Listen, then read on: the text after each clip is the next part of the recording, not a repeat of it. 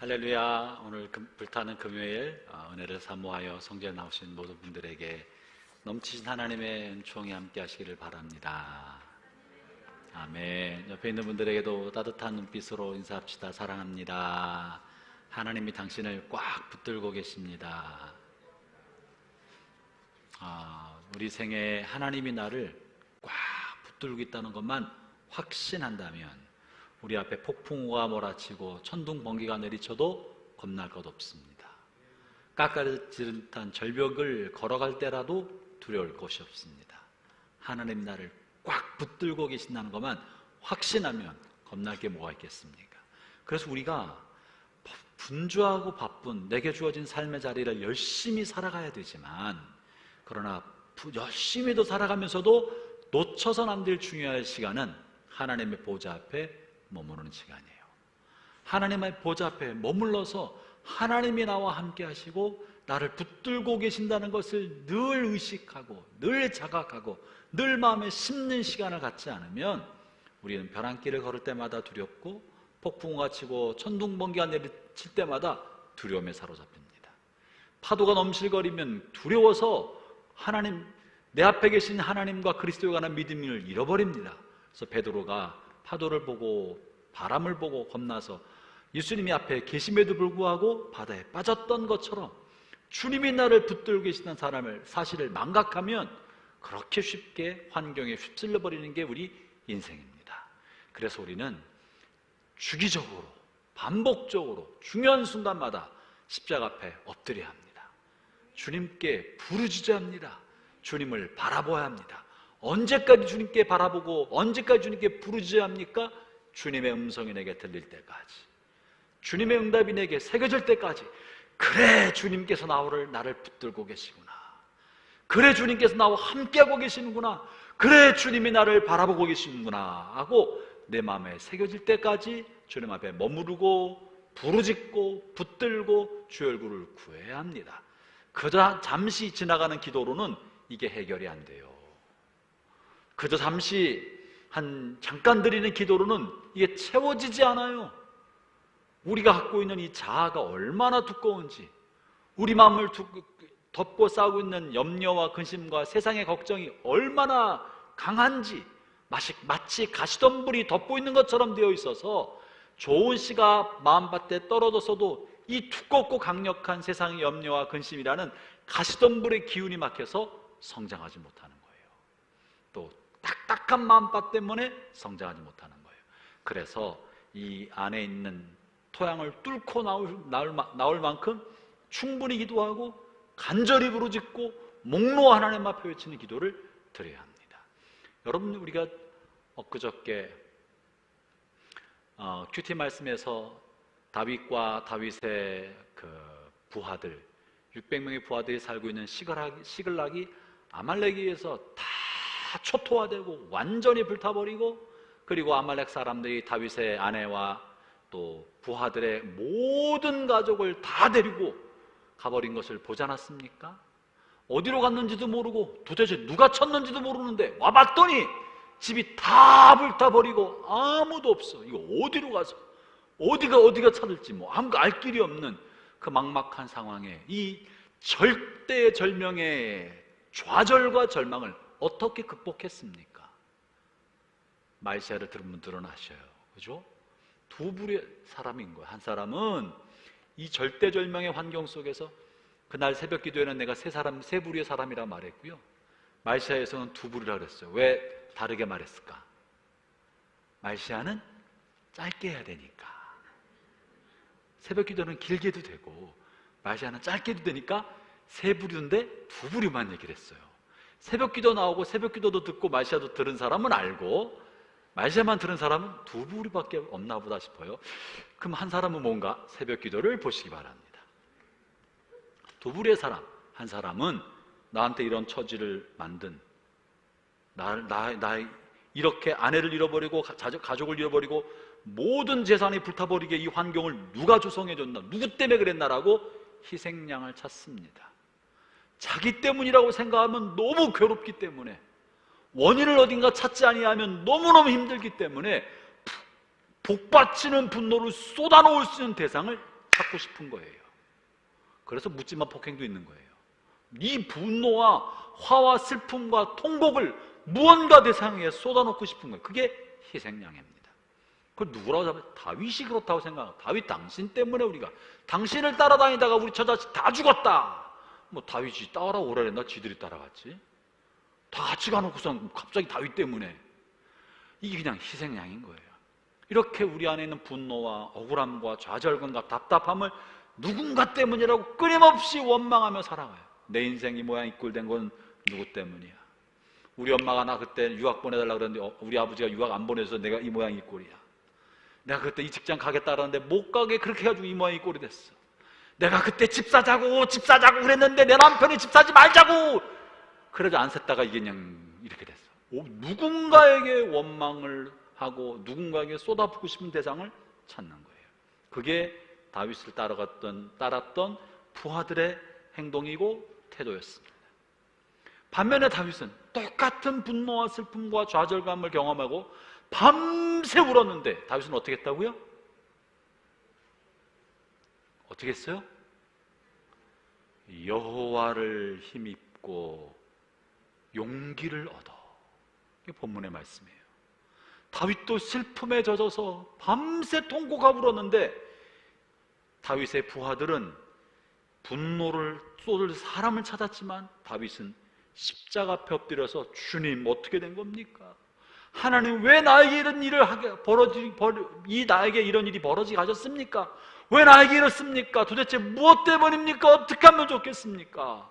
하나님 앞에 씨름하고 부르짖고 울부짖고 밤새 통곡하며 지내는데 여러분 원망도 하나님한테 하면 돼요. 어쨌든 찬양을 하든 원망하든 하나님을 부르면 하나님이 오십니다. 왜 아멘 안 해? 찬양으로 주님을 부르던 주여 죽여 주시옵소서 하던 하여튼 주여 부르면 주님이 오십니다. 기쁨이 넘치면 찬양을 하고 분노와 원망과 슬픔과 탄식이 있으면 어떻게 쏟아놓더라도 주의 이름을 부르면 주님이 찾아오십니다. 밤새 그렇게 원망과 하나님 앞에 아픔과 슬픔과 분노를 쏟아놨더니 하나님이 찾아오셔서 다윗 내가 내 곁에 있다. 내가 너를 붙들고 있다. 내가 네 처자 형편을 다 안다. 내가 너를 도우마. 내가 너를 붙들어주마. 네가 반드시 네 아내와 온 식구들을 찾아올 것이다. 할렐루야. 하나님이 우리 응답해 주셨어요. 하나님이 나와 함께 하시는구나. 하나님이 나를 붙들고 계시는구나. 나의 처지를 아시는구나. 이거를 울면서 기도하면서 통곡하면서 다윗은 발견하고 그리고 눈물을 거두고 나니까 새 힘이 가득 차고 이길 수 있다는 용기와 확신이 차오르게 되었고 내가 반드시 이 대적이 누군지는 모르지만 만나서 다 뺏어올 수 있다는 확신이 생겼어요. 이 확신은 어디서 온 거예요? 기도하면서 하나님이 확신을 주신 거예요. 이것이 두 사람의 차이입니다. 이것이 하나님 쓰시는 하나님의 사람 다윗과 이것이 그냥 쫓아다니는 성경에 보면 비류들, 잡것들, 불량배들 그들의 속성입니다. 이 사람들이 다윗을 통해 하나님을 알게 되었으나 인격과 성품과 신앙이 변화되지 않은 변화가 굉장히 더딘 비류와 잡것과 불량배들의 속성입니다. 예수를 믿어도 비류, 잡것, 불량배처럼 믿는 사람이 있어요. 잘 나갈 때는 뭐 꽤 괜찮은 것 같아. 내가 다윗을 위해 목숨도 바치겠다고 하면서 별걸 다 하는데 위기에 빠져보면 자기밖에 안 보이는 사람들이 있어요. 그러나 잘 되나 어려울 때나 하나님 중심이 흔들리지 않고 살아가는 다윗이 있습니다. 여러분 이 사람들이요 아말렉과 전쟁에서 큰 노획물을 걷고 돌아왔을 때도 다른 태도가 나타나지 않습니까? 한 사람은 우리가 죽도록 고생했으니까 우리만 나눠 가져야 된다고 말하고 다윗은 아니다. 이 승리는 여호와께서 주신 것이니까 우리가 전쟁을 이긴 것이 아니라 하나님이 주신 것이니까 다 공평히 나눠 가져야 된다. 형제자매 여러분, 여러분의 삶의 자리가 어떠든지 간에 하나님 앞에 엎드려서 부르짖으면서 주님으로부터 확신을 얻는 시간들을 정기적으로 주기적으로 빈번히 갖기를 축원합니다. 그런 사람은요 세상이 감당할 수 없는 사람이 됩니다. 왜냐하면 하나님이 내 곁에 계신다는 걸 내가 확신하는데 뭐가 겁나냐고. 오늘 내가 비록 반달로 떠도 조금 있으면 보름달이 될 텐데 주님의 은혜로 지금은 잠시 반달로 내가 있는 거야. 주님이 나를 보름달로 또 만들어 주신 거지. 지금 내가 슬픔과 절망과 좌절과 눈물의 골짜기를 걸어가도 주님이 머지않은 장래에 내 눈물이 변하여 기쁨이 되게 만들어주고 내 속에 슬픔이 변하여 감격이 되게 해주실 것이라고 믿습니다. 주님이 나와 함께 하시니 나는 마침내 승리합니다. 할렐루야. 그게 다윗의 삶입니다. 그 다윗의 삶의 비결은 주님 앞에 빈번히 무릎 꿇고 엎드려서 주님으로부터 힘과 용기를 끊임없이 얻고 있었기 때문에 가능한 것입니다. 우리가 왜 금요철에 사모합니까? 이곳이 은혜의 전당이기 때문에, 이것이 은혜의 오아시스이기 때문에. 오늘 좀 기분 나쁜 일이 있으셨나요? 우리 여기서 은혜 받고 힘을 얻고 기도하고 힘을 얻고 찬양하면서 힘을 얻고 말씀 받아서 힘을 얻고 가슴이 벅차도록 은혜를 채워서 먹여준 삶의 자리를 당당하게 힘차게 성경 본문 그대로 힘과 용기를 내서 우리의 삶을 살아가면 하나님이 우리와 함께 하셔서 마침내 큰 승리를 주실 줄로 믿습니다. 우리는 지금 계시록을 계속 살펴보고 있습니다. 계시록을 저도 오랜만에 보고 있어요. 정말 오랜만에 읽어보고 묵상하고 다시 찾아보면서 야, 정말 계시록은 이 시대에 우리에게 주신 말씀이구나. 저도 다시 한번 말씀을 통해 제가 먼저 은혜 받고 은혜 받은 것을 잘 정리해서 여러분에게 전달하려고 지금 하고 있습니다. 이걸 통해 볼 때 계시록은 오늘날 같은 시대를 살아가는 하나님의 성도들, 하나님의 백성이 주시는 말씀입니다. 오늘 11장을 다시 합니다. 11장을 한 번 더 정리하겠습니다. 11장까지 하면 계시록이 딱 절반이 돼요. 절반이 끝난 겁니다. 절반 끝나고 잠시 하프타임 브레이크를 갖겠습니다. 브레이크를 갖고 12장 그 다음에 좀 브레이크를 갖고 나서 이제 여름방학 끝나고 12장 다시 또 이어가겠습니다. 오늘 그래서 잘 들으셔야 합니다. 먼저 지난 시간에 한 거 7년 대환란 한 번 더 정리하고 오늘 11장 마지막까지 합니다.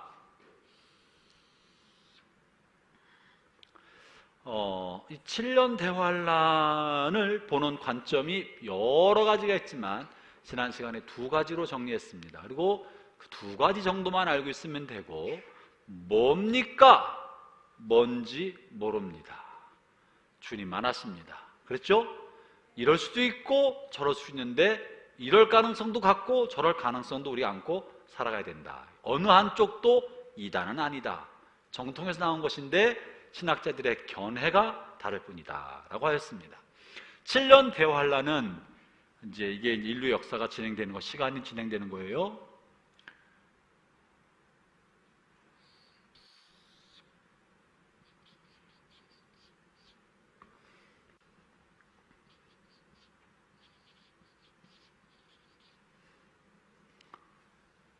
천년 동안 그리스도와 그리스도의 백성들이 왕노릇하는 천년 왕국이 있고, 천년 왕국, 천년 동안 왕노릇하는 왕국, 천년 왕국 이후에 예수님이 재림하신다 하는 것을, 예수님의 재림을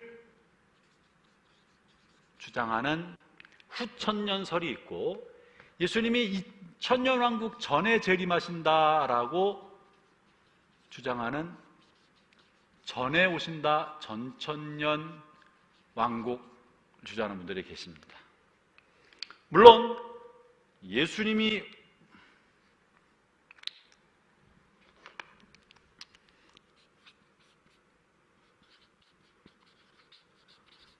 부활 이후로 교회 시대가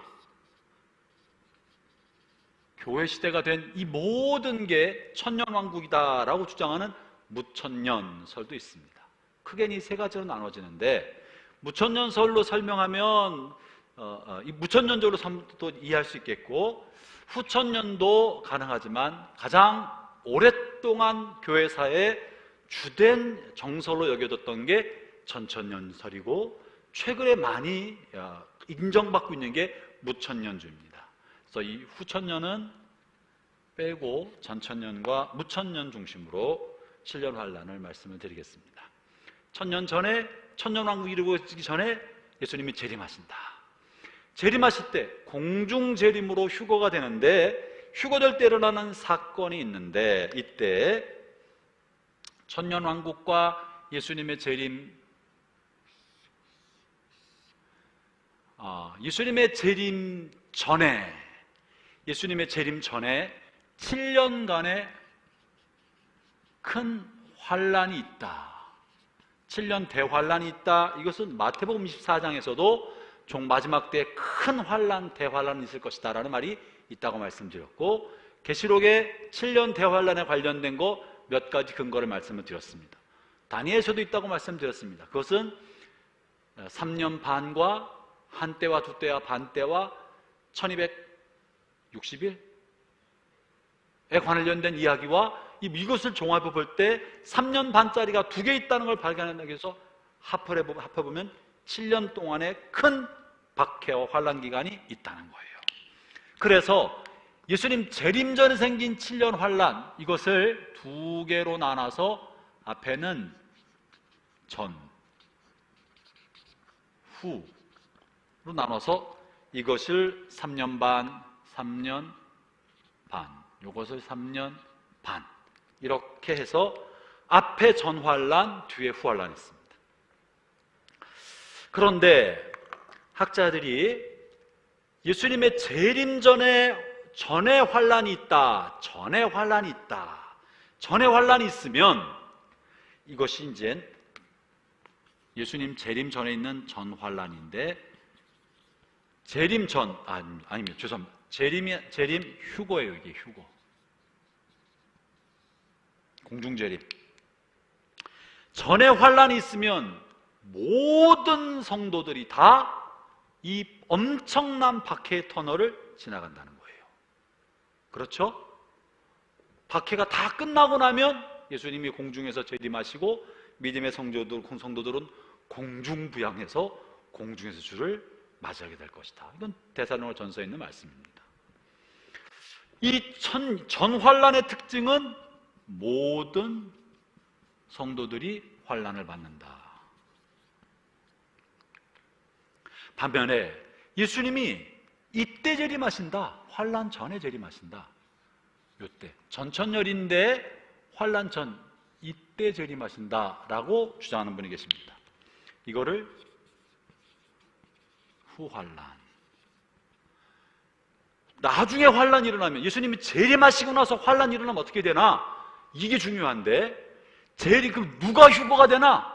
아주 믿음이 좋은 사람, 대단히 믿음이 좋은 사람, 전적으로 헌신하고 살아가는 소수의 사람들만 휴거되고, 일반 성도들과 불신자들은 휴거되지 않고 땅에 남아있다. 그래서 7년간의 환란을 통과하고 나서 그 다음에 주님과 함께 천년왕국에 들어간다라고 보는 거예요.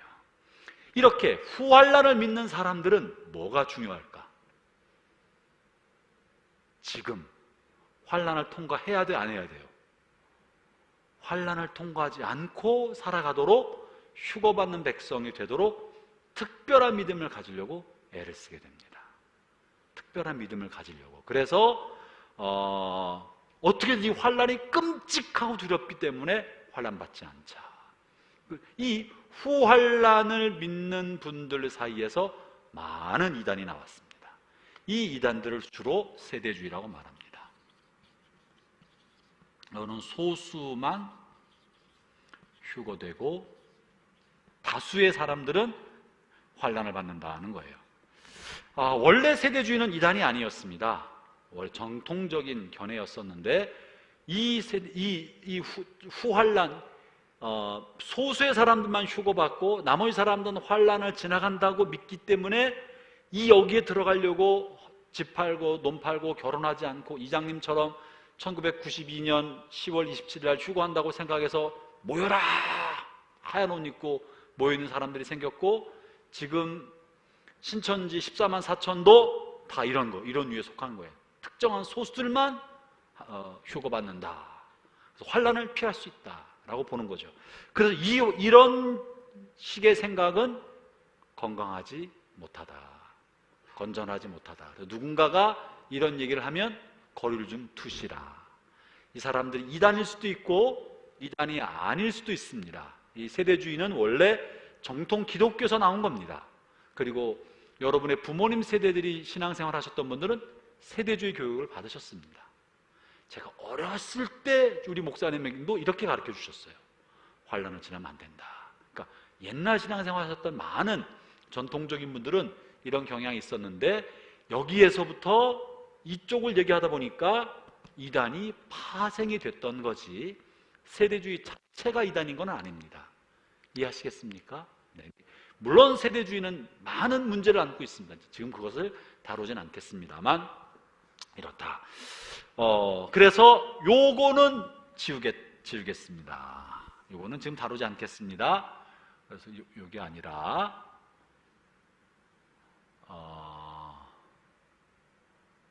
이게 아니라 7년 대환란을 많이 겪고 나중에 휴가한다. 모든 사람이 여기를 겪는다, 이렇게 보는 거예요. 그러면 앞에 전 3년 반에는 무슨 일이 일어나며 후 3년 반에는 무슨 일이 일어나나, 이게 지금 두 증인 지난주 본문에 나왔던 핵심적인 내용입니다. 자, 지난주 다시 한번 이 내용을 한번 정리하고 다시 지나가겠습니다.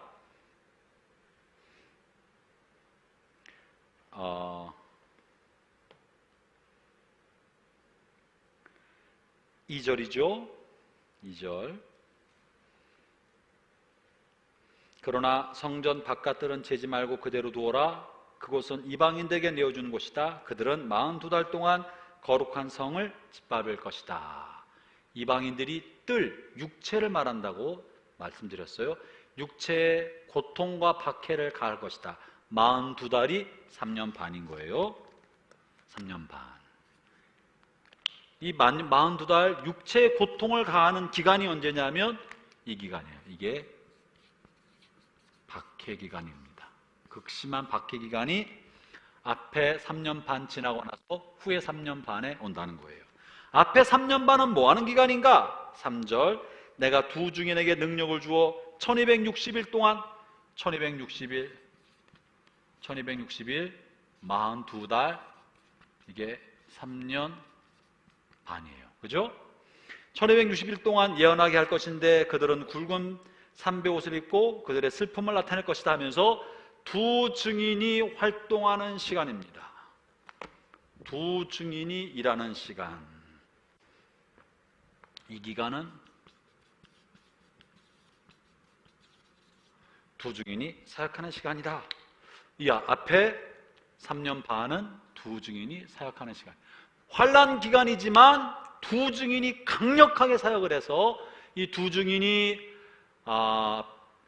비가 내리지 않게 하거나 물이 변하여 피가 되게 하거나 온갖 기적을 나타내고, 이 두 증인을 거역하고 거스린 사람에게는 불이 넘어서 그들을 삼켜버리는 강력한 영적 영향력을 가지고 사역하는 기간이다. 말 그대로 증인이다. 증인이기 때문에 예수님과 복음을 증언하는 사람들입니다. 이 두 증인은 두 감람나무다, 그렇게 표현하고 있었죠. 이 두 감람나무는 스바냐서에 나오는 거라고 말했고, 스바냐서에 나오는 두 감람나무는 하나는 영적인 대제사장 여호수아하고 또 한 사람은 당시 유다 총독으로 부름받은 스룹바벨, 정치적 지도자와 영적 지도자, 대제사장과 총독 둘이 성전 재건을 위하여 하나님 앞에 부름받은 두 감람나무, 두 지도자, 두 기름 부음 받은 하나님의 종이라고 말했습니다. 그래서 기름 부음 받았다는 사람이, 기름 부음 받은 사람, 이게 그리스도인데, 스바냐서에 있는 이 기름 부음 받은 사람은 그리스도가 아니라 당시 영적 지도자인 여호수아와 정치 지도자인 스룹바벨을 의미하는 거예요. 여기 있는 이 두 기름 부음 받은 이 사람도 예수님이나 예수님을 대체하는 이단 교주가 아닙니다. 이거를 예수님이 이 기름 부음 받은 사람이고 나중에 내가 예수님의 뒤를 이은 또 다른 보혜사다라고 말하면 다 이단입니다. 누구든지 간에 자기가 이 증인 중에 한 사람이라고 말하는 사람은 다 이단입니다. 증인 중에 하나는 예수님이고 하나는 자기라고 말하는 건 무조건 이단입니다.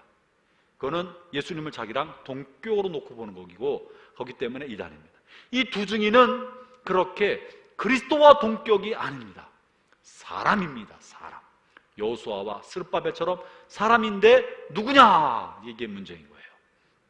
자, 이 두 증인에 대한 해석과 이 천년왕국에 대한 해석이 비슷하게 지나가는데, 두 증인이 누구라고 말씀을 드렸죠? 이것은 1번, 2번 두 개의 해석적 경향이 있다 그랬어요. 그죠?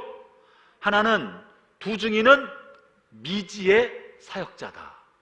미래에 출현할 미지의 종말의 일할 우리가 알지 못하는 누군가 미지의 두 명의 사역자다. 이 견해는 이 전천년설 또 전환란설 여기에서 나온 견해입니다.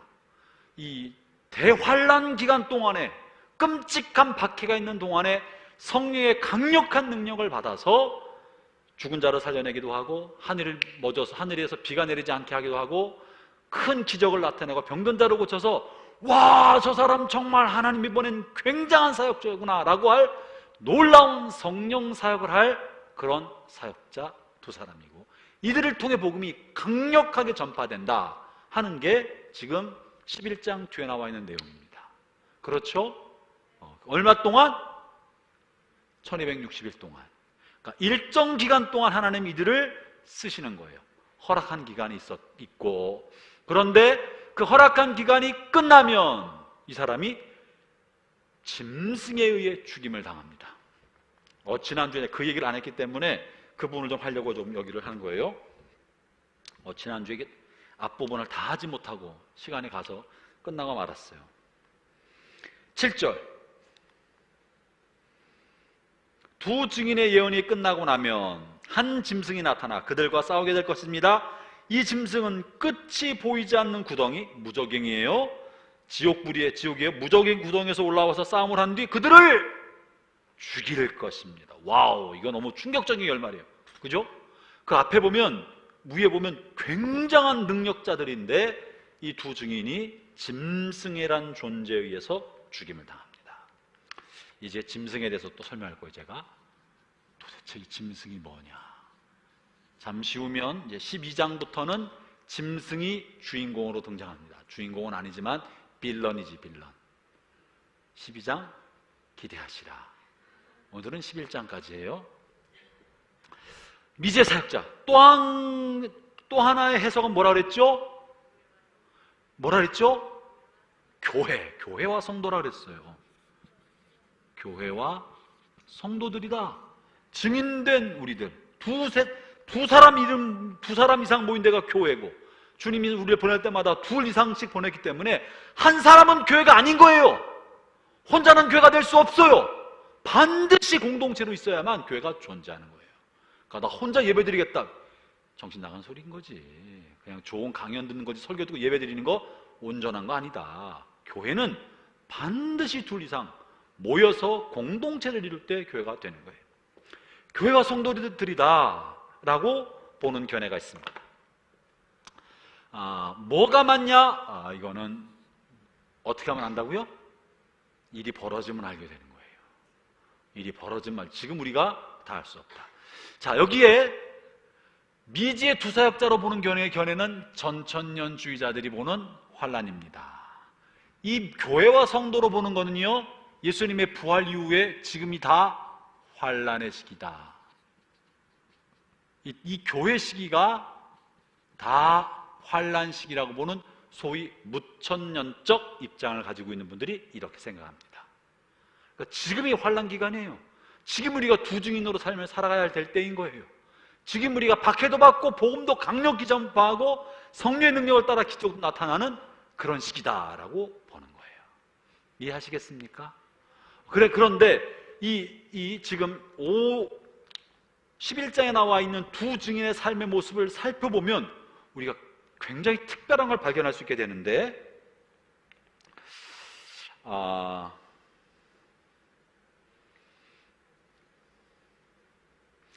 이제 4절에 보면 감람나무 두 그루다라고 표현이 있고, 그 다음 5절, 6절은 굉장한 능력을 나타낸다고 나타나 있고요. 7절에서는 죽임을 당할 것이다. 짐승에게. 이 짐승은 사탄적 존재입니다. 사탄적 존재에게 죽임을 당하는 거예요. 악이지요. 절대 악인 거예요. 절대 반지가 아니고 절대악. 절대악이 짐승입니다. 마귀가 힘을 부여해서 이 세상을 악의 세상으로, 하나님을 거스리는 세상으로 만들기 위해서 세워준 정치 지도자, 세상의 지도자, 사람인데 강력한 통치력과 힘과 영향력을, 마귀적인 힘을 가지고 있는 누군가의 사람, 이게 짐승입니다. 이제 앞으로 12장부터 쭉 나올 거니까 더 자세히 설명을 하겠습니다만, 좀 이따 또 한번 설명해 드리겠습니다. 그런데 그 짐승이 죽인다고 했죠. 그리고 8절 보죠. 이 두 증인의 시체는 큰 성의 거리에 버려질 것인데, 이 성은 비유적으로 소돔 또는 이집트라고 불립니다. 그곳은 바로 그들의 주님이 십자가에 못 박히신 곳입니다. 죽임을 당해서 십자가에 못 박힌 곳에 버려진다. 9절, 모든 나라와 민족들이 그들의 시체를 땅에 묻지 않고 3일하고 반나절 동안, 3일하고 반나절, 3일 동안 방치해뒀어요. 구경할 것입니다. 이 땅에 살고 있는 사람들은 모두 그들의 죽음을 기뻐할 것입니다. 또 잔치하고 서로 선물도 주고받으며 즐거워할 것입니다. 그것은 그 두 증인이 그들에게 너무나 많은 고통을 가져다 줬기 때문입니다. 그러나 3일하고 반나절 지난 후에 하나님께서는 이 두 증인에게 생명의 영을 불어넣으셨습니다. 그들이 일어나자 그 광경을 본 사람들은 무서워서 어쩔 바를 몰랐습니다. 부활한다는 거예요. 며칠 만에? 사흘 만에 부활한다는 거예요. 그리고 12절, 그때 하늘에서 큰 소리가 두 증인을 향하여 들려왔습니다. 이리로 올라오너라. 그들은 원수들이 보는 앞에서 구름을 타고 하늘로 올라갔습니다. 누구랑 비슷해? 예수님과 너무 흡사해. 그죠? 능력을 행하시는 것도 그랬고, 악의 세력에게 죽음을 당하시는 것도 그랬고, 사흘간의 무덤에 계셨던 것도 그렇고, 사흘 만에 부활하신 것도 그렇고, 죽임을 당할 때 제사장과 악한 무리들이 얼마나 박수치고 좋아하고 이제 다 끝났다고 생각을 했었어요. 주님이 부활하시다 깜짝 놀랐습니다. 그들이 기겁을 했잖아요.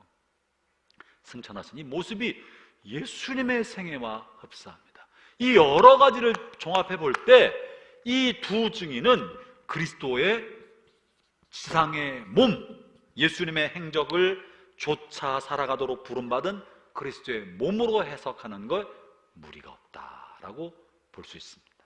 그러니까 예수님을 따라 살도록 부르심받은 우리가 이 환난의 시기, 예수님의 부활승천부터 시작한, 정확하게 말하면 오순절 성령 강림으로부터 시작한 이 환난 시기, 예수님의 재림 때까지 이루어질, 천년왕국 때까지 이루어질 환난 시기에 복음을 전하도록 세워진 두 증인 그리스도의 몸이다라고 보는 게 타당합니다. 그러나 문자적으로는 이렇게 돼 있다. 그죠? 문자적으로 이렇게 돼 있어요. 이거는 상징적 해석입니다. 천년왕국은 실질적으로 천년왕국은 없다. 천년, 긴 시간을 상징으로 표현한 용어가 천년인 거지, 숫자적으로 천년이 아니다. 천년을 상징으로 해석한 게 소위 무천년입니다. 그렇죠? 이 무천년이나 이런 거는 계시록의 대부분의 내용을 상징으로 해석하는 거예요. 상징으로. 그러나 전천년주의자들은 문자 그대로, 가능한 대로 문자 그대로 해석하라는 경향이 많습니다. 뭐가 맞나? 모르지. 요한을 만나면 물어봐야지. 이거를 상징으로 쓴 겁니까? 진짜로 쓴 겁니까? 요한이 뭐라 그럴까? 나도 몰라. 주님한테 가서 물어보라고 그럴 겁니다. 그래서 여러분들이 지금 말씀드린 많은 계시록에 관련된, 종말에 관련된 많은 설이 있지만 가장 대표되는 게 요 전천년과 무천년입니다. 지금 말씀드리는 게 가장 대표되는 거기, 이 두 가지만 알고 있으면 엉뚱한데 이렇게 현혹되지 않을 수 있다는 거예요. 자, 그러면 이 3년 반, 3년 반도 진짜 7년일 수도 있고, 역사 가운데 긴 시점에서 어느 시기라고 볼 수도 있습니다. 그런데 3년 반 동안 두 증인이 사역했지요. 그 다음에 3년 반 동안 사역하다가 두 증인이 죽었어. 죽고 나서 며칠 만에 부활해요? 3일 반. 이것도 3일 반이야. 3일 아니지. 3일인데 왜 이렇게 썼지? 3일 반. 이 3일 반을 상징으로 3년 반으로 해석을 합니다. 그래서 두 증인이 죽고 나서 두 증인이 죽은 이 후반부의 환란, 후반기의 환란 기간은 교회가 사라진 기간이에요. 사역자, 하나님의 능력이 나타나는 사역자가 사라진 기간이에요. 그래서 역사 가운데 이 후반기에는 회개가 없다. 회심이 없다. 전도가 안 된다.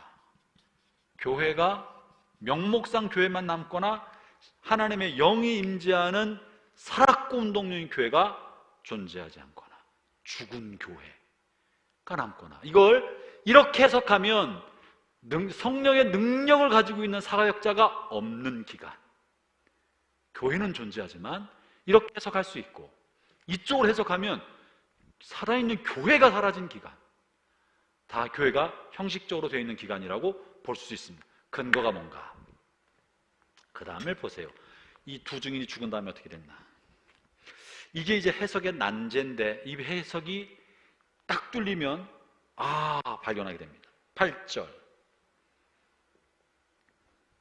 두 증인의 시체는 죽었어요. 악의 강력한 절대악에 의해서 죽었어요. 큰 성의 거리에 버려질 것인데, 큰 성이 어딜까? 몰라요. 그죠? 큰 성의 길거리에 버려질 것인데, 이 성은 비유적으로 소돔이라고도 하고 이집트라고도 합니다. 소돔이라고도 하고 이집트라고도 하는 큰 성, 세 가지로 이름으로 불리는데 도대체 왜 이렇게 불리나? 그곳은 바로 그들의 주님이 십자가에 못 박힌 곳입니다. 오 마이 갓. 이 어디예요, 이건? 예수님 못 박힌데. 몰라요? 예수님 십자가에 못 박힌데. 큰 성, 예루살렘. 예루살렘인데, 예루살렘이라고 차마 부르지 못하고 주님이 십자가에 못 박힌 곳이라고 말하고 있습니다. 이 사실은 굉장히 충격적인 거예요. 이 성의 이름이 비유적으로 소돔이다, 이집트다. 왜 이렇게 불렀을까? 비유적으로. 소돔 그러면 어떤 생각이 납니까? 타락한, 그죠? 타락한 도성이에요. 타락해서 불과 유황으로 심판받은 도시인데, 특히 뭐로 타락했습니까? 성적 타락. 성적 타락, 그죠? 동성애와 온갖 성적 타락. 성적 타락은 쾌락주의와 일맥상통합니다. 육신의 쾌락을 따라 몸이 좋은 대로 살아가는 쾌락주의적 삶. 성적 타락이 극에 달한 도시가 소돔입니다. 주님이 이 두 증인이 죽임당한 곳이 어딘가? 쾌락주의와 성적 타락의 극에 달한 도시다. 이 극에 달한 환경을 말하는 거겠죠? 이집트는 어디예요? 모세가 잠시 활동했던 곳이에요. 그죠? 이집트는 어떤 곳이에요? 이집트는 이스라엘 사람이 노예 사냥을 했던 곳이고, 이집트는 세상을 상징합니다. 여기서부터 건진받고 구원받은 것이 구원의 상징인 거예요. 이집트는 세속사회의 상징이에요. 세상의 상징이고 우상숭배의 나라예요. 우상의 나라예요. 이게 이집트예요. 그런데 이렇게 우상숭배와 세속주의로 가득 차 있고 성적 타락과 쾌락으로 가득한 동네라고 불리는 이곳이 어디라고? 그곳이 어디라고? 예루살렘이라고. 그들의 주님이 십자가를 치신 곳이라고. 그럼 이 세 번째 이것을 의미하는 바가 뭘까요? 한때 하나님을 경외하는 그런 곳이고, 한때 하나님의 은혜와 십자가 영광이 가득했던 곳이고, 종교적인 무엇인 거예요? 신앙으로 표현된 무엇이 있는 거예요. 그죠? 종교적인 어떤 거대한 도시, 신앙으로 무장됐던 도시, 하나님의 이름이 영광스럽게 외쳐졌던 그 도시, 그게 예루살렘이에요. 이 세 가지가 섞인 곳이라고. 여러분, 그림 보입니까? 두 증인이 죽인 곳이 어딘가? 그리고 이 두 증인이 죽어서 길거리에 매달려 있고 방치된 그곳에서, 이 동네에서 사람들은 뭐라고 말하고 있냐면, 이 두 증인이 죽인 것 때문에 기뻐하고 서로 선물을 보내고 노래하고, 이것이 이제 10절에 실려 있죠. 보세요. 이 땅에 살고 있는 사람들은 그 두 사람의 죽음을 기뻐할 것입니다. 또 잔치를 하고 서로 선물도 주고받으며 즐거워할 것입니다. 그것은 이 두 증인이 그들에게 너무나 많은 고통을 가져다 주었기 때문입니다.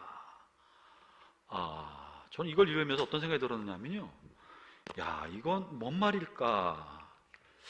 이게 이 동네에 사는 사람들이 선물을 보내고 잔치를 하고 이것으로 인해서 이것이 상업화되었구나. 종교가, 신앙이 상업화된 동네인 거예요. 그래서 선물을 보내는 거, 마치 크리스마스에 선물을 보내는 거, 그죠? 우리 크리스마스에 선물을 보내는데 예수님 생각하고 보내는 사람도 있지만 예수님이랑 아무 상관없이 선물을 보내는 사람들이 많이 있어요. 부활절날 선물을 받는데 예수님이랑 아무 상관없이 그런 사람 있어요. 고난주간에 그럴 수 있습니다. 이렇게 분명히 믿음으로 시작했는데 상업화되고 세속화된 현장. 이 본문을 묵상하면 어떤 생각이 들어요? 뭘 말하는 거예요, 여기가? 세속화된 교회, 세속화된 믿음, 세속화된 기독교 국가, 혹은 세속화된 교회 공동체가 이런 모습일지 몰라요. 예수님이, 그들의 주님이 십자가에 달리신 곳에서 성적인 타락과 쾌락주의와 세속화가 진행되고 있고 신앙생활이 상업화로 변질돼 가고 있다면, 그것이야말로 우리는 지금 환난의 기간을 통과하고 있고 성령의 능력을 가지고 있는 공동체가 사라져서 이 시기를 우리도 모르는 사이에 지나고 있는지도 모르는 거예요. 그것이 경각심입니다.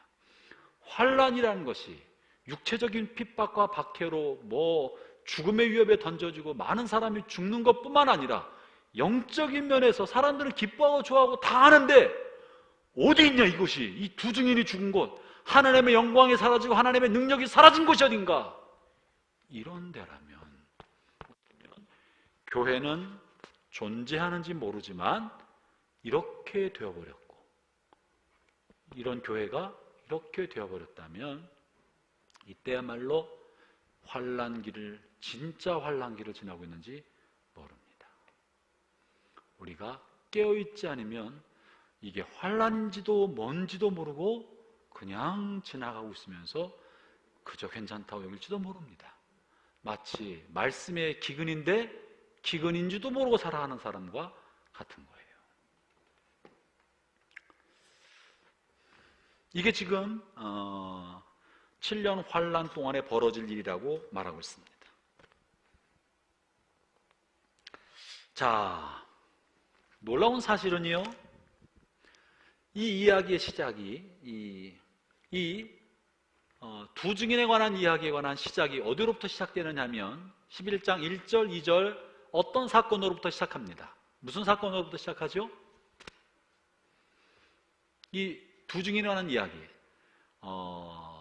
막간 환상, 11장에 보여주는 막간 환상의 시작은 두 증인으로부터 시작되지 않고 뜬금없는 어떤 이야기로부터 시작해요. 그게 뭐예요? 1절, 2절. 뭐 있었죠?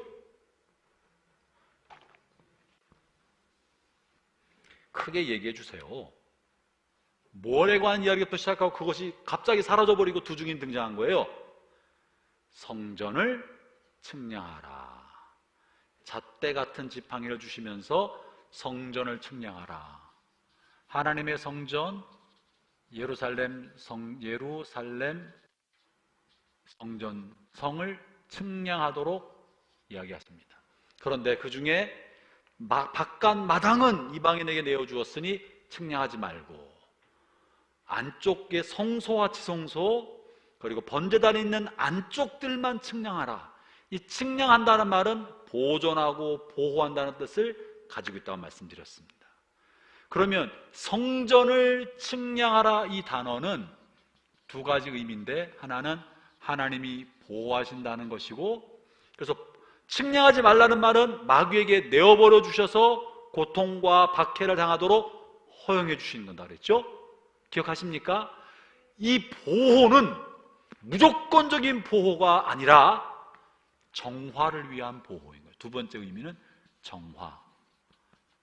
우리 신학적 용어로 말하면 성화인 거예요. 성화, 정화, 거룩하게 만들기 위한 측량이고 보호인 거예요. 왜 그런가? 하나님께서 성전을 측량하라고 했는데 중간에 이 성전이 세속화되었고, 하나님의, 이게 교회든 하나님의 사역자든 이 교회, 예수님이 십자가 달려 돌아가신 그 동네 한복판에서 죽음을 당하고, 이 죽임을 모든 사람들이 타당하게 여기고 박수를 치고 선물을 보내는 걸 볼 때 완전히 세속화 상업화됐어요. 종교는 남아있는지 모르지만 영적 본질은 사라져버린 공동체가 되어버렸어요. 그런데 이 이야기의 끝물이 뭔가? 12절이죠? 13절 보세요. 그래서 지금 이 이야기의 끝이 어떻게 되느냐 하면 13절, 바로 그 순간 큰 지진이 일어났습니다. 그 성에 10분의 1이 무너지고 7천 명이 죽었습니다. 그 성은 어디예요? 예루살렘 성. 이 성에 10분의 1이 무너졌다고요. 이 무너지는 것은 이젠 하나님의 정화한 과정인 거예요. 무너져야 할 것을 무너뜨리고 파괴시킬 것을 파괴시키고 살릴 것을 살리기 위한 하나님의 정화의 한 장면이에요. 그리고 그래서 11장 마지막에 뭐가 등장하느냐면요, 지금 제가 이 스토리의 라인을 읽어드린 거예요. 이 11장 읽을 때 지금 말씀드린 걸 보지 못하고 읽으면 중요한 궤를 놓치고 주변적인 것에만 집중해서 뭘 말하는지 놓치는 거예요. 시작할 때 이걸로 시작했고요, 중간에 성전을 정화시키 10분의 1을 무너뜨리는 걸 시작했다가 11장 마지막 19절 시작. 그러자 하늘에 있는 하나님의 성전이 열렸습니다. 그 안에 하나님께서 그의 백성에 주신 언약궤가 보였습니다. 그 순간 번개가 치고 천둥같이 일어나며 큰 우박이 쏟아졌습니다. 재앙과 심판과 파괴 같은 현상이 벌어졌는데 뭐가 보였어요? 하늘에 하나님의 성전이 열렸다 보였다는 거예요. 땅에 있는 성전의 10분의 1이 무너지고 이방인의 뜰을 파괴하도록 내어주고, 이 모든 과정은 하늘에 1번 단계, 2번 단계, 3번 단계 하늘의 성전과 관련되어 있다. 성전과 관련되어 있다는 거예요. 그리고 이렇게 무너뜨리고 정화시키면서 이런 과정을 통해서 주님께서 주님의 교회 공동체를, 예루살렘 성을 거룩하게 만드는 과정을 해서 마침내 예루살렘 성이 어떻게 되는가? 21장 보세요. 21장 1절부터 2절. 이게 완성이야, 이게.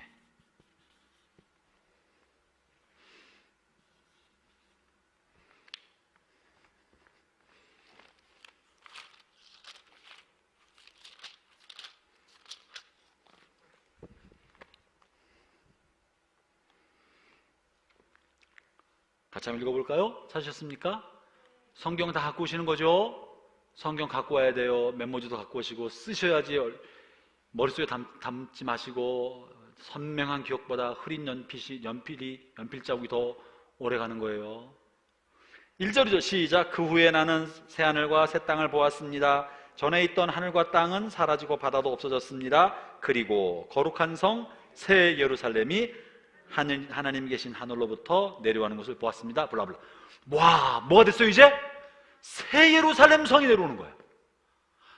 하나님이 지금 성전을 보존하시고 돌보시고 정화시키는데 버려야 할 것들이 과감하게 무너지도록 해버렸고, 무너지면서 7천 명이 죽도록 내버려 두고 계시지만 결국 이것이 하늘 성전 문이 열리고 하늘과 땅의 성전이 연결되면서 하나님은 마침내 새로운 예루살렘, 새로운 성전을 만들어서 이 땅에 보내신다는 거예요.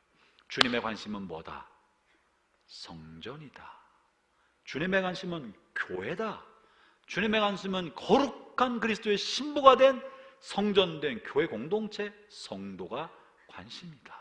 그러면 이 박해의 모든 과정은 무엇 때문에 우리를 첫째는 보호하시고 둘째는 우리를 정화, 성화, 거룩하게 하여서 우리 안에 있는 불순물들을 제거하고 순금처럼 단련시키려는 것이 하나님의 뜻인 것입니다. 나를 단련해서 내 안에 있는 이 세속주의, 쾌락주의, 이 상업주의, 소비주의, 이런 세속화된 것이 나도 모르는 사이에 이 과정을 지나면서 덕지덕지 붙었던 거예요. 이 말씀으로, 두 증인에 의한 말씀으로 들을 때 두렵고 거부감이 생기고 싫어해서 배척했어. 우리도 하나님의 불꽃 같은 말씀과 회개의 말씀과 강력한 말씀을 배척했으니까 이 말씀이 없어지고 이런 사람이 사라지고 없어졌을 때 좋다고 박수치고 좋아했어. 그러면서 우리 안에는 영적인 거룩함과 각성이 사라지고 매너리즘에 빠진 삶이 돼서 무너져 버리게 된다고요. 그러나 마침내 주님께서 이거를 새 예루살렘으로 회복시키고 완성시켜 주십니다. 주님의 목적은 파괴가 아니라 연단을 통해 우리를 새롭게 만들고 거룩하게 만드는 겁니다. 그러므로 박해의 과정은, 이 박해는 불신자만 받는다, 믿음의 성도도 받는다. 여기 있잖아요. 통과한다, 안 통과한다? 통과한다고요. 박해는 환난과 고통과 괴로움과 어려움은 악한 사람만 받는다, 하나님의 백성도 받는다? 하나님의 백성도 받는다. 온갖 괴로움과 질병과 사기를 당하는 것도 우리도 당한다. 그러나 내가 예수 믿는다고 해서 보면 박해받는 것만이 박해가 아니고 우리 인생을 살아가면서 겪는 수많은 어려움과 문제와 괴로움과 아픔, 인간의 죄가 만들어내는 모든 부작용들을 겪을 때, 여러분 우리가 환난 받잖아요. 기근도 생기고 질병도 생겼잖아요. 이게 무슨 죄인들한테 중요한 게 아니잖아. 자연적인 현상이고 질병의 현상이고, 그렇지만 이게 다 환난이라고 박해였다고, 종말의 현상이었다고요. 이런 과정을 겪을 때 우린 뭘 생각해야 되나? 내 안에 있는 세속주의, 상업주의, 우상, 이런 것들을 의식하고 인식하고 회개하고 깨뜨리고 버리면서 새 예루살렘으로 정화시키고 옛성인 무너져야 할 이것들을 무너뜨리는 과정을 가져야 합니다. 그러하지 않으면 우리도 이 급류에 휩쓸려가는 어리석은 사람이 되고 맙니다. 주님의 관심은 환난을 통해 우리를 정화시키고 성화시키는 게 주님의 관심이다. 그래서 깨끗한 세마포 입은 그리스도의 깨끗하고 거룩한 신부로 되게 하려는 것이 주님의 뜻입니다. 마지막에 우리를 공중에서 주님과 함께 맞도록, 혼인잔치 하도록 그렇게 하시는 거죠. 이게 11장의 메인 라인입니다. 이해하시겠습니까? 이게 성에 관한 이야기로 시작해서 성에 관한 이야기로, 성전에 관한 이야기로 흘러가고, 여기 11장에서는 아직 완성이 일어나지 않았어요. 하늘의 성전을 보여만 주어서 이게 진짜가 아니고, 땅에 있는 성전이 진짜가 아닌 걸 보여주고, 그리고 21장에서 이것이 완성되는 모습을 보여주는 겁니다. 자, 이제 11장의 주요 내용을 정리했고요. 이제 짐승을 해야 돼. 짐승. 여기 주입니다. 잘 이해하시겠습니까? 이야기를 들으면 좀 재밌나요? 재밌죠? 계시록이 얼마나 좋은지 몰라요. 그리고 우리로 하여금 역사와 세상을 바르게 볼 수 있는 안목을 열어주고 우리 오늘의 삶을 해석하게 만들어주는 굉장히 좋은 말씀입니다. 그래서 읽는 자, 듣는 사람이, 그리고 그 말씀대로 지켜 사는 사람이 복이 있다는 말씀이 맞습니다. 자, 이제 짐승이 등장하는데, 이 짐승을 어떻게 봐야 되나?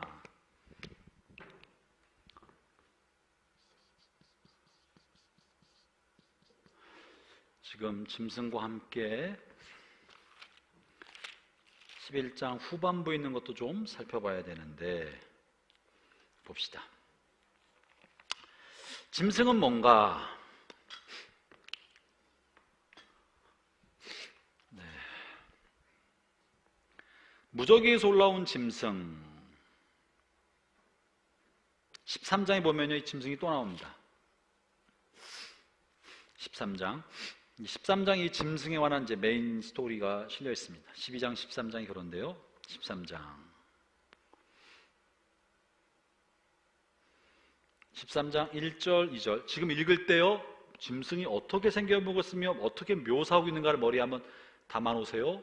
그리고 이것을 어떻게 해석해야 되는지, 난해한 것은 이걸 읽는 당시 성도들 중에 이것을 정말 난해하다고만 보지 않고 해석할 수 있도록 해줬어요. 그죠? 그러니까 그 사람들은 우리처럼 난해하지 않았어요. 성경, 구약 성경을 알고 있었겠고, 그래서 그들은 구약을 잘 알고 있는 사람들이 무엇을 의미하는지 알 수 있을 만한 용어로 실려있기 때문에 적지 않은 많은 내용은 해석적 답이 구약에 있습니다. 구약을 잘 연구하면 해석을 할 수 있다고요. 13장 1절 2절 읽겠습니다. 보세요. 또 나는 바다에서 한 짐승이 올라오는 것을 보았습니다. 그 머리는 뿔이 여리고 머리가 7이었는데 각각의 뿔에는 왕관이 쓰여져 있었습니다. 또 머리마다 하나님을 모독하는 이름들이 쓰여 있었습니다. 그 짐승은 마치 표범처럼 생겼는데 발은 곰발 같고 입은 사자 입을 닮았습니다. 용은 짐승에게 자기의 힘과 왕자와 권세를 주었습니다. 짐승의 머리 하나가 큰 상처를 입고 죽은 듯 하더니 거짓말같이 그 상처가 나으며 살아났습니다.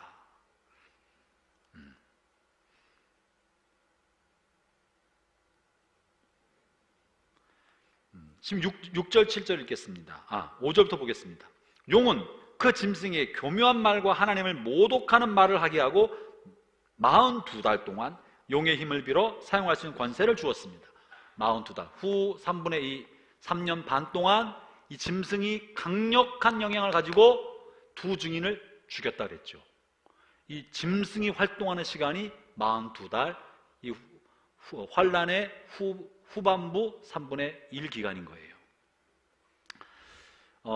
이 6절, 그 짐승은 그 기간 동안 하나님을 모독하고 하나님의 이름과 성전을 더럽히며 하늘에 있는 모든 이들을 욕하고 다녔습니다. 또 하나님의 거룩한 백성을 쳐서 이기는 권세를 받아서 이 땅의 모든 나라 민족을 다스리게 되었습니다. 교회와 하나님 백성을 쳐서 죽이거나 다스리거나 못 살게 할 수 있는 권세를 용은 마귀를 상징하는 거예요. 마귀로부터 받았다. 자, 이 짐승은 도대체 뭐냐? 다니엘서 7장을 보겠습니다.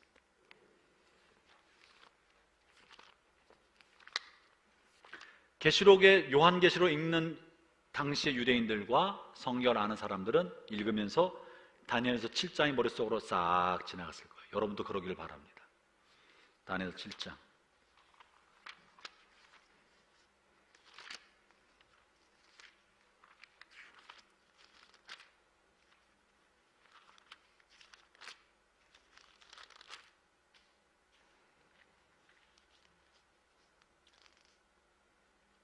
(3절) 그때 찾으셨어요? 커다란 짐승 4마리가 어디에서 올라왔다고요? 바다에서 올라왔습니다. 짐승의 모양 각기 달랐습니다. 아까 어디서 올라왔어요? 13장 1절에서? 읽긴 읽었는데 뭐 생각이 안 나는 분들 계셔요. 정신 바싹 차리고 성경 봐야 돼. 바다에서 올라왔다 그랬죠? 아까 바다에서 똑같은 거예요. 똑같이 짐승이 바다에서 올라왔어요. 아까는 한 마리인데 여기는 4마리가 올라왔어. 근데 4마리가 어떻게 생겼나 보세요. 첫 번째 짐승은 사자처럼 보였으나 독수리의 날개가 달려 있었고, 5절 두 번째 짐승은 마치 곰처럼 생겼고, 6절 그 후에 다른 짐승이 나타났는데 그 짐승은 표범처럼 생겼고, 7절 그날 밤 환상 가운데 계속 살펴보았더니 내 앞에 4번째 짐승이 보였습니다. 이 짐승은 무섭고 잔인하고 매우 강하게 생겼다. 이 짐승의 이빨은 쇠였는데 이 이빨로 먹이를 으스러뜨려 잡아먹고 발로는 남은 먹이를 짓밟았다. 이 짐승은 전에 본 다른 짐승과 달랐고 10개의 뿔이 있었다. 내가 그 뿔들 가만히 살펴보았는데 다른 뿔 하나가 뿔들 사이에 나왔고 블라블라 뿔에 관한 이야기. 뭐예요? 아까는 한 놈인데 여기는 네 놈인데 모양은 이 네 놈의 모양을 한 놈이 가지고 있어요. 맞아요? 틀림없죠? 본 거는 같은데 또 이 기억이 가물가물하신 분들 보세요. 계시록 13장 1절 2절을 보세요. 거기에는 한 놈의 모습이 다니엘서에 있는 네 짐승의 모습을 가지고 있어요. 결국 다니엘서의 짐승과 계시록 13장에 있는 짐승은 같은 짐승이다. 이 계시록 읽는 사람은 다니엘서가 떠올랐을 거. 그러네.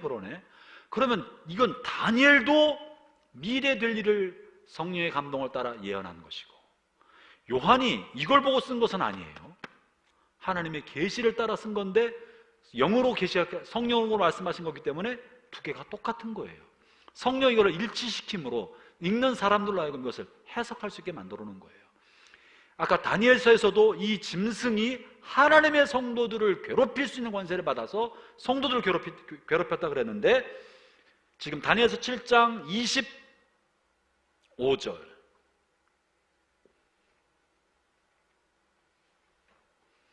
이 왕은 지극히 높으신 하나님께 대항하여 하나님의 백성을 해치고 죽일 것이다. 그가 이미 정해진 때와 법을 고치려 할 것이다. 하나님의 백성이 그의 손아귀에 돌아가 얼마 동안이요? 3년 반을 지내야 한다. 3년 반 42개월, 날짜로는 1260일. 같지요? 같은 내용을 다른 사람이 하고 있는 거고, 한 성령을 받아 미래에 될 어떤 일들을 말씀하고 계신 거예요. 이렇게 볼 때 이 3년 반이 과연 상징이냐, 너무 명확한 숫자가 있지 않느냐라고 주장하는 거예요. 설득력 있어요, 없어요? 설득력 있어요. 이 구약에서도 신약에서도 이게 명확하게 똑같은 숫자가 반복해 제시되는 걸 볼 때 이거는 엄연히 숫자다. 이거는 7년이고 3년 반이라고 주장한 분들이 계시고, 이분들을 무시할 수 없습니다. 너무 집중하면 이 날이 언제냐, 언제부터 시작이냐 너무 따지게 돼서 우리의 삶이 현실, 도피적인 삶을 살아가니까 바람직하지 않지만 무시할 수는 없다. 만약에 그 일이 벌어질 때 그런가 보다 생각할 수도 있게 염두에는 둬야 되고, 그러나 건전한 신앙은 지금 모두가 이때부터 다 환난 기간으로 보는 의식을 갖고 사는 것이, 그것이 더 건전하다. 그러나 버릴 수는 없다. 분명히 이건 숫자로 명시되기 때문에 그렇다는 거예요. 이 짐승입니다. 이 짐승. 자, 여기서 봤을 때 짐승은 뭐냐? 마귀.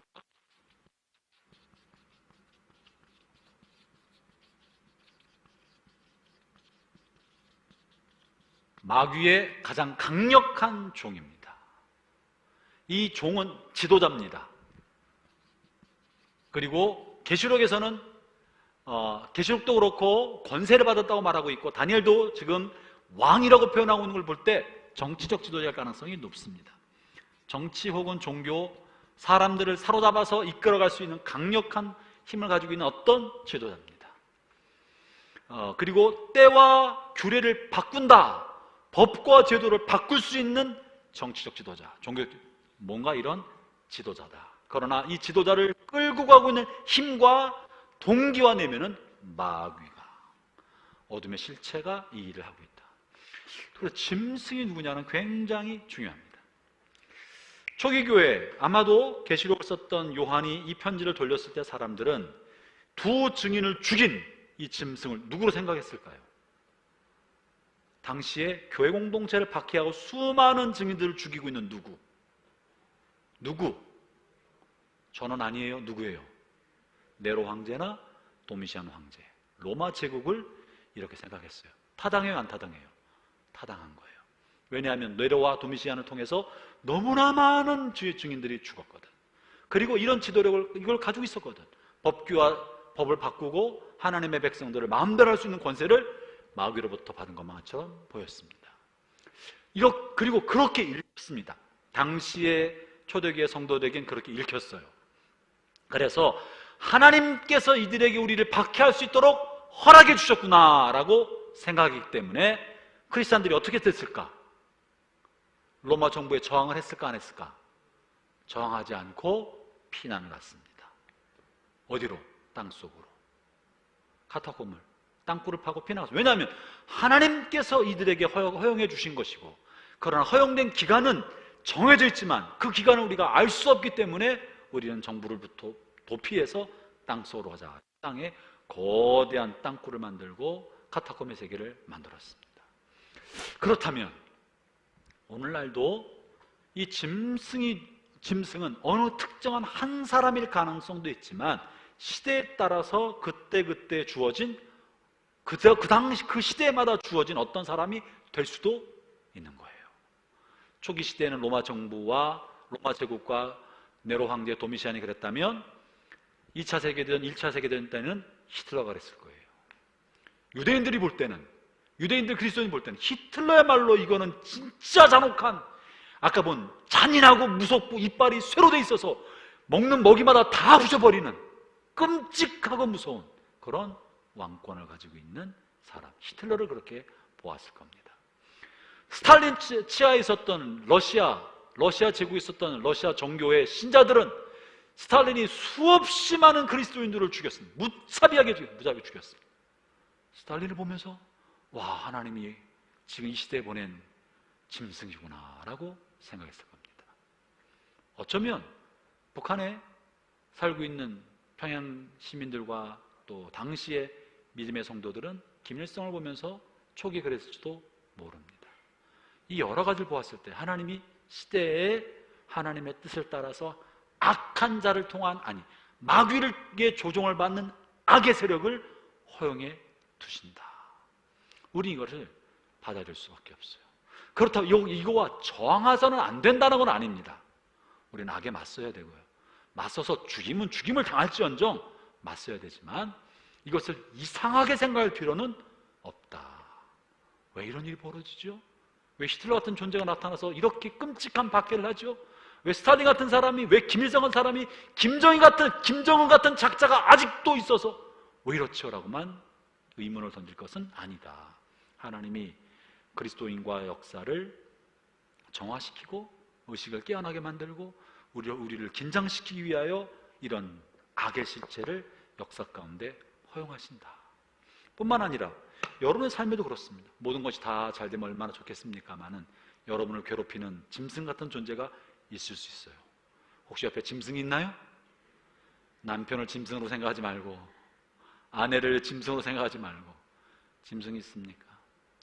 그 사람을 미워하거나 원망하지 말고 나 자신을 정화시키고 거룩하게 만들고 성화되는데, 내가 더 깨끗해지는데, 나도 모르는 사이에 세속화되어 가고 쾌락에 물들고 정욕에 물들고 죄에 물들어 나를 정화시키고 더 나 자신이 주님을 바라보게 만들어주는, 나로 하여금 십자가 앞에 엎드려 눈물 쏟게 만들어주는 짐승인 줄로 알기를 바랍니다.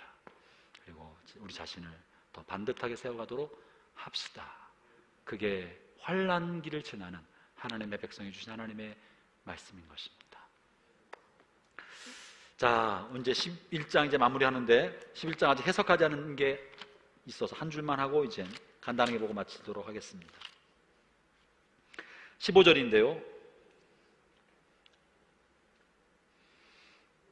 14절에 두 번째 재난이 끝났습니다. 세 번째 재난이 곧 올 것입니다. 세 번째 재난이요, 일곱 번째 천사가 부는 일곱 번째 나팔입니다. 앞에 7개의 도장, 7개의 나팔인데 마지막 7번째 천사가 나팔을 불면 7번째 엄청난 재앙이 벌어져야 되는데 재앙이 벌어지지 않습니다. 12장, 13장까지 재앙이 없이 여전히 막간환상, 삽입된 환상이 쭉 진행됩니다. 이 삽입된 환상, 막간환상은 역사를 해석하는 통찰력을 주는 것이다라고 말씀드렸죠. 기억합니까? 박해가 세상에서 벌어지고 있다면 천상에서 무슨 일이 벌어지고 있는지를 의식하게 만들어준다. 본문은 어떻게 나와 있는지 아면요, 여기에는 이제 이 환난과 박해와 어려움이 막 벌어지고 있을 때 7번째 천사가 나팔을 불 때 우리가 기억해야 될 게 뭐냐? 15절과 16절입니다. 15절, 16절, 17절까지인데요. 읽어보죠. 제가 읽을 때 보세요. 결국은 이것을 바라보라는 거예요. 박해를 바라보지 말고. 7번째 천사가 나팔을 불자 하늘에서 큰 음성이 들려왔습니다. 우리 주님과 그리스도께서 이제 이 세상을 다스리시며 앞으로도 영원토록 다스릴 것입니다. 그러자 하나님 앞에 앉아있던 24명의 장로들이 엎드려 하나님께 경배했습니다. 그들은 말했습니다. 지금도 계시고 전에도 계셨던 전능하신 우리 주 하나님께 감사를 드립니다. 이제 주님은 그 크신 능력으로 이 땅을 다스리실 것입니다. 그리고 18절 같이 읽어보겠습니다. 이 18절이 계시록 전체의 핵심 주제입니다. 지금 17절, 18절이 핵심 주제예요. 읽어보죠. 시작. 온 세상 사람들이 화를 내고 교만하였으나 이제는 주님께서 진노를 내리시고 죽은 자들을 심판하실 때입니다. 또한 주님의 종들인 예언자들과 거룩한 백성들, 큰 자든지 작은 자이든지 주님을 경외하는 자들을 위하여 상을 베푸실 때입니다.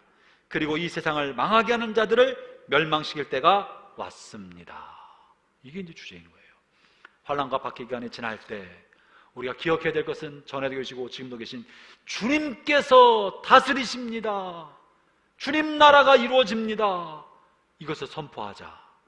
24장로들, 구약과 신약을 통틀어 성도들을 대표하는 그들이 하나님이여, 이제 하나님을 대항했던 사람들, 악인들, 멸망받을 될 사람들을 심판하고 멸하시고 주의 종들과 예언자들과 하나님의 백성들, 그 사람이 큰 사람이든 작은 사람이든 믿음이 적은 사람이든 믿음이 큰 사람이든 하나님을 경외하는 모든 사람들에게 상 주십시오, 보상해 주십시오, 복 주십시오.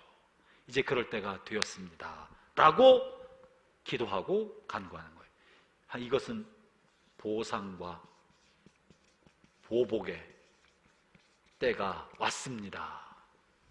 그래서 박해와 계시록 전체는 하나님을 경외하는 사람과 의롭고 진실한 사람에 대한 보상, 악한 사람에 대한 반드시 이루어질 보복적 심판, 이게 큰 주제인 거예요.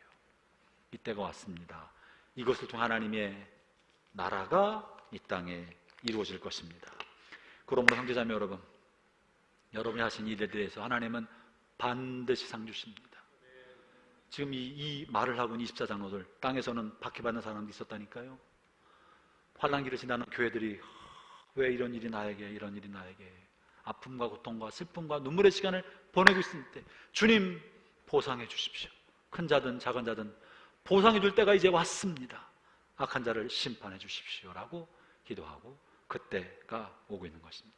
형제님, 우리 눈을 들어서 눈에 보이는 세상을 바라보고 전전긍긍하지 말고 세상을 넘어 다스리시는 하나님을 바라보고 믿음의 용기와 담력을 갖고 살아가는 우리 모든 성도들 되시기를 바랍니다.